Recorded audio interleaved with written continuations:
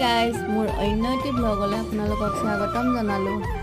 এয়া আজি আমাৰ ফালে বতৰটো বৰ ভাল নহয়। আপোনালোকৰ ফালে কেনেকুৱা জনাবচোন। দুপৰীয়া সাজৰ কাৰণে এয়া যা যোগাৰ কৰি আছোঁ।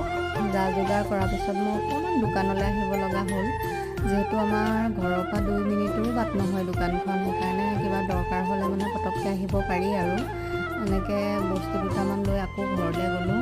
ঘৰত গৈ এয়া পিঁয়াজৰ পাতখিনি কাটি দালিও এনেকৈ এফালে কুকাৰত দালিখিনিও বহাই ল'লোঁ।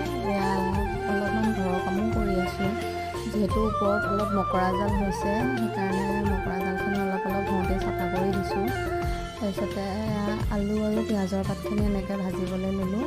আজি দুপৰীয়া সাজত মাছ মাংস নাই, দালি, বুটৰ দালি আৰু মচুৰ দালি এনেকৈ মিক্স কৰি দালি বনাইছোঁ আৰু পিঁয়াজৰ পাতে আলুৱে এনেকৈ ভাজিছোঁ। এয়া হ'লেই আৰু দালিখিনি।